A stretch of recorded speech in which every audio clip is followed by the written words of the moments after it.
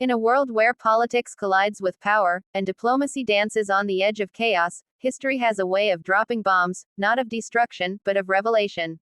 And this time, the explosion came not from Washington, not from Moscow, not even from the United Nations, but from New Delhi. India, the world's largest democracy, the rising superpower, the land of Gandhi, Nehru, and Tagore, stunned the entire globe with a move no one saw coming. A move so unexpected, so calculated, and so symbolic, that it sent shockwaves all the way to Mar-a-Lago. Yes, India had just pulled off the unthinkable. It had stunned former U.S. President Donald J. Trump, with what the media quickly labeled, the Nobel Prize bomb. But what exactly happened? Why did India make this move? And why was Trump's name, suddenly, shockingly, linked with the most prestigious award in human history, the Nobel Peace Prize? Tonight, we unravel the story. A story that's not just about Trump, not just about India, but about global power, pride, and the strange ways in which history chooses its actors. It all began quietly, far away from the noise of cable news and the chaos of social media. Inside the corridors of India's Ministry of External Affairs, where diplomats whispered, debated, and strategized. The question on the table was simple, yet explosive. Should India nominate Donald Trump for the Nobel Peace Prize? To the average citizen, this sounded like madness. Trump, known for his fiery rhetoric, his trade wars with China, his unpredictability with NATO, and his hardline stance on immigration, was hardly the poster child for peace. And yet, beneath the surface, there was more. Much more. Because politics is never about the surface. India remembered something. In 2020, during his presidency, Trump had openly praised India on multiple occasions. He had stood beside Prime Minister Narendra Modi at the massive Howdy Modi rally in Houston, Texas, where over 50,000 Indian Americans had filled a stadium, cheering for the bond between the two democracies. Trump had called India a true friend. He had strengthened defense ties, increased military cooperation in the Indo-Pacific, and, most importantly, taken a stand against China's growing aggression in the region. For New Delhi, these were not small gestures. They were lifelines. And then came the Middle East peace deals, the Abraham Accords. Trump, alongside his son-in-law Jared Kushner, had brokered agreements between Israel, the UAE, Bahrain, and later Morocco and Sudan. Deals that many analysts claimed were impossible. Deals that reduced the chances of war in one of the most volatile regions on Earth. Now, you may love Trump or you may hate him, but history does not bend to emotion.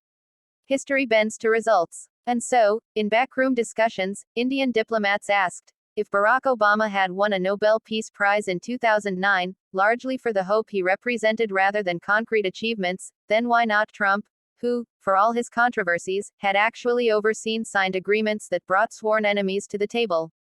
The debate raged on. Some argued that endorsing Trump for such an award would damage India's relations with the Democratic administration of Joe Biden. Others warned that India would be accused of political favoritism.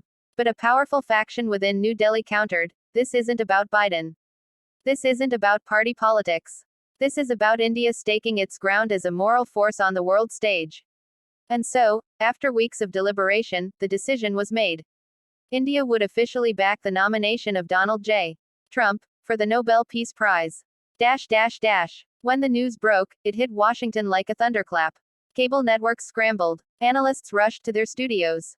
Some were outraged. Some were stunned. And Trump himself, well, he was never a man to hide his feelings. At a rally in the American heartland, he thundered into the microphone. Can you believe it, folks? India, great country, incredible people, they just said what everybody knows. That we did more for peace than any other president. Obama got it for nothing, absolutely nothing, and they all said it. But we made deals. We made peace. We made history. And now India, very smart people by the way, very smart, they get it. They see it. They know it. The crowd roared. But behind the bravado, there was something else. Something the cameras couldn't catch.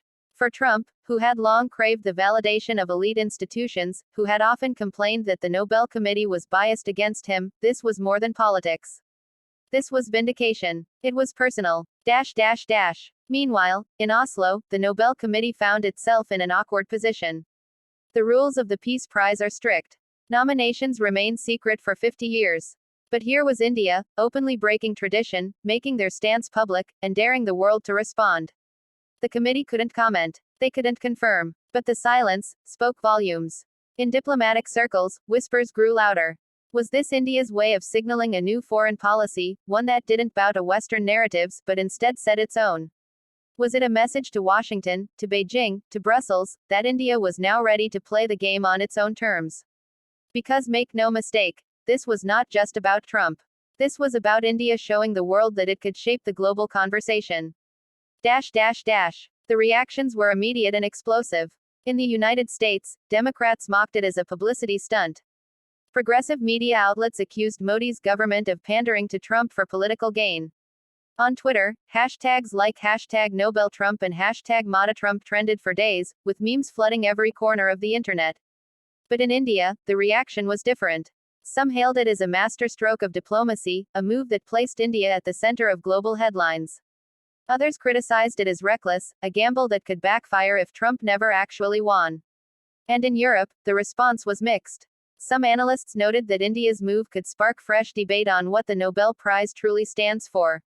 Is it about ideals? Or is it about realpolitik achievements that prevent bloodshed? The world was divided. But one thing was clear, India had grabbed the spotlight. For Trump, the Nobel Prize bomb became a rallying cry.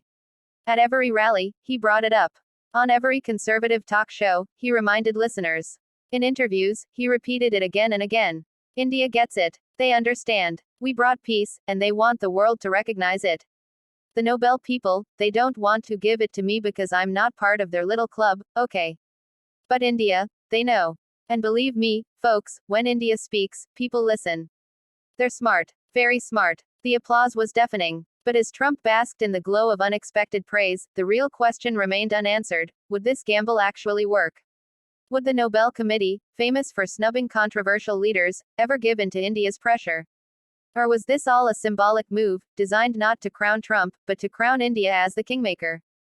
And so, the world waits. Waits to see whether Oslo will break precedent. Waits to see whether Trump's name will one day echo alongside Martin Luther King Jr., Nelson Mandela, and Mother Teresa. Waits to see whether India's bold diplomatic strike was genius, or folly. But one thing is certain. By dropping the Nobel Prize bomb, India reminded the world of something far greater. That in the theater of geopolitics, recognition is power. And sometimes, the loudest statement is not made on the battlefield, but in the boardrooms of diplomacy. And on this battlefield of prestige, India just fired a shot heard around the world.